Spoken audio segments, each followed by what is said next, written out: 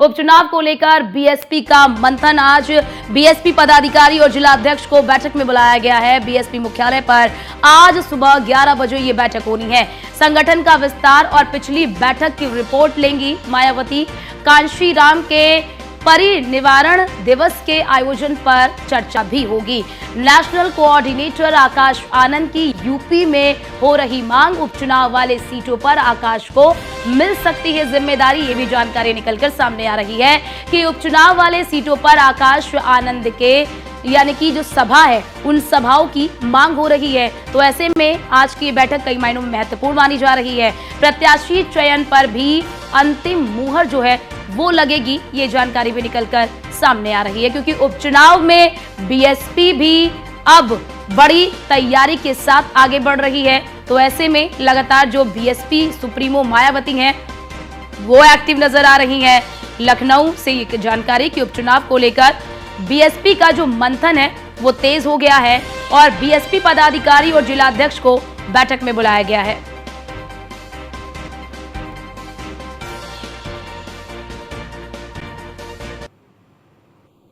और हमारे साथ हमारी संवाददाता वर्षा शाही हमारे साथ लाइव जुड़ चुकी हैं इस पूरी खबर पर अपडेट देने के लिए।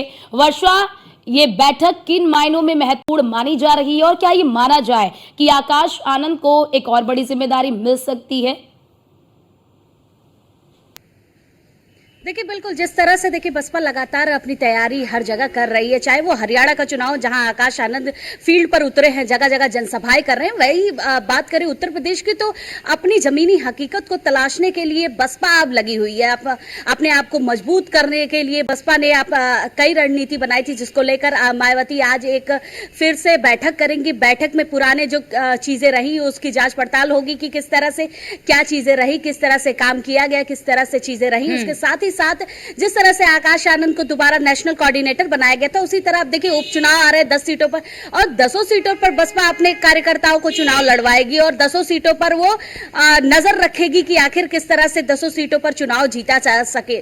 तो इन सब चीजों को लेकर बसपा एक बड़ी तैयारी करने जा रही है। लगभग 11 बजे मायावती बैठक में मौजूद रहेंगी। जिलाधिकारी से लेकर जिलाध्यक्ष से लेकर सभी अधिकारी उनके मौजूद रहेंगे। सभी क्षेत्र के जो पदाधिकारी है वो मौजूद रहेंगे और उनके साथ मंथन होगा कि आखिर 2027 का चुनाव हो या आने वाला उपचुनाव हो, उसको लेकर किस तरह से तैयारी की जा सके। उसके साथ ही साथ जिस तरह से आकाश आनंद की लगातार डिमांड बढ़ रही है, उसको लेकर भी एक बड़ी तैयारी होगी कि आकाश आनंद को यूपी में किस तरह से उतारा जाए, किस तरह से यूपी में उनको बड़े पद पे फिर से लाया जाए। क्योंकि देखिए युवा चेहरा है आकाश आनंद और जिस तरह से युवा ज्यादा अग्रसित होते हैं युवा चेहरे को देख के, वैसे ही आकाश आनंद जिस तरह से इस समय देखिए, क्योंकि हरियाणा के चुनाव में आकाश आनंद जमीन पर उतरे हुए हैं और लगातार जिस तरह से अपनी भाषण दे रहे हैं उसमें साफ हो चुका है कि उत्तर प्रदेश में कहीं ना कहीं एक जगह बना लेंगे आकाश आनंद।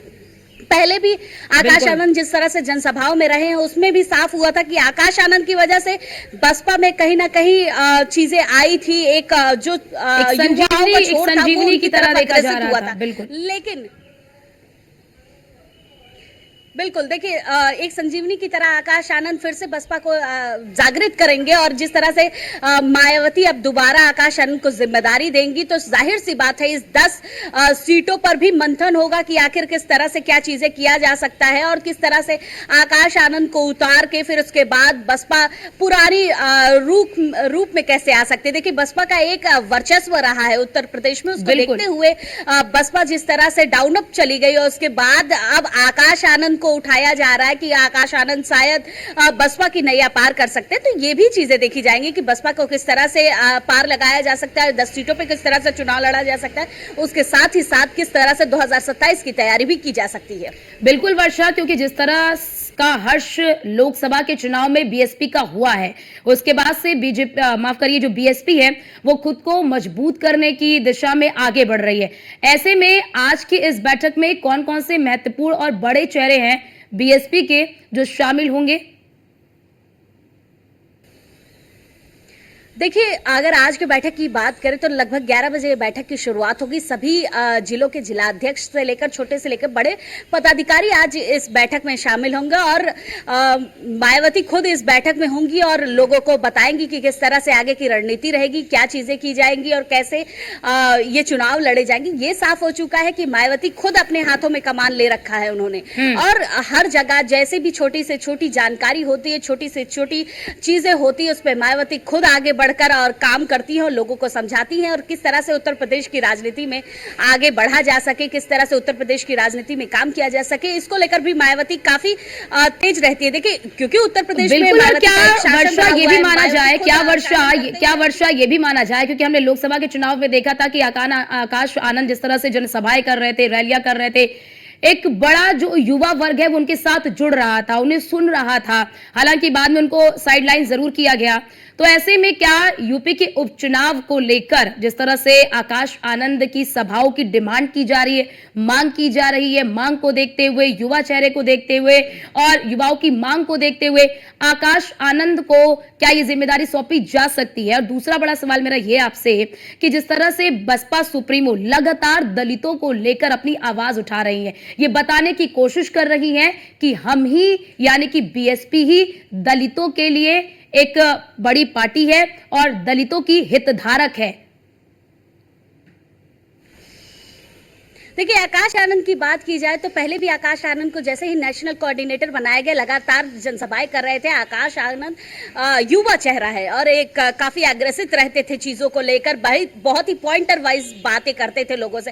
तो ये युवाओं का एक जो फोर्स था वो उनकी तरफ अग्रेसिव हो रहा था।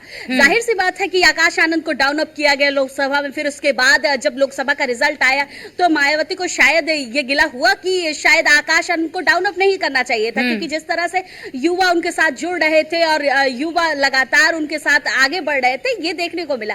लेकिन दोबारा आकाश आनंद को नेशनल कोऑर्डिनेटर बनाया गया। फिर उसके बाद मायावती ने उन्हें उसी पद पर रखा और फिर से देखिए, क्योंकि आकाश आनंद अभी हरियाणा में जिस तरह से अपने क्षेत्र में जा जाके चुनाव प्रचार कर रहे हैं, उसके साथ ही साथ वो जनसभाएं कर रहे हैं, तो जाहिर सी बात है उत्तर प्रदेश में भी पदाधिकारियों की तरफ से मांगे बढ़ गई हैं, क्योंकि पहले भी आकाश आनंद उत्तर प्रदेश की कई जनसभाएं कर चुके हैं और लगातार वहां की भीड़ देखकर, युवाओं को देखते हुए ये साफ होता था कि आकाश आनंद की डिमांड ज्यादा है बसपा में।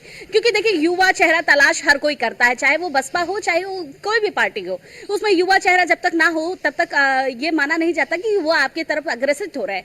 तो वैसे ही बसपा ने जिस तरह से नेशनल कोऑर्डिनेटर बनाते हुए आकाश आनंद को बसपा में फिर से वापसी कराई और एक बार दोबारा पदाधिकारी बनाकर उनको खड़ा किया, तो ये साफ हो चुका है कि उपचुनाव में अब फिर से एक बार नेशनल कोऑर्डिनेटर के रूप में ही नहीं बल्कि उपचुनाव में जिस तरह से जनसभाओं की डिमांड हो रही है उसमें आकाश आनंद आगे आएंगे। उसके साथ ही साथ वो चीजें भी करेंगे जो वो पहले करते थे और जिस तरह से वो जनसभाएं करते थे वही सारी चीजें की जाएंगी। उसके साथ ही साथ देखिए, मायावती लगातार अपनी जनसभाओं और चीजों के लिए जानी जाती हैं, तो जाहिर सी बात है मायावती हर चीज पर नजर रखेंगी, चाहे वो उपचुनाव हो, 2027 का चुनाव हो।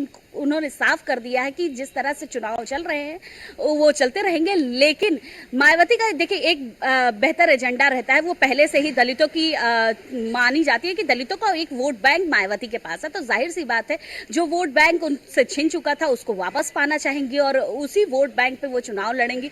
देखिए, क्योंकि उत्तर प्रदेश में ज्यादातर दलितों की सीटें जो भी हैं उस पर मायावती का एक कब्जा माना जाता था, लेकिन जिस तरह के लोकसभा के चुनाव के रिजल्ट रहे हैं, बिल्कुल वर्षा, बिल्कुल हमने देखा कि किस प्रकार से उपचुनाव में मायावती बहुत ज्यादा सक्रिय नजर आ रही है और उनकी ये सक्रियता ये दिखाती है कि यूपी विधानसभा का उपचुनाव बहुत ही दिलचस्प मोड़ पर अब आगे बढ़ रहा है। बहुत शुक्रिया आपका हमारे साथ जुड़ने के लिए और ये महत्वपूर्ण जानकारी हमारे दर्शकों तक पहुंचाने के लिए।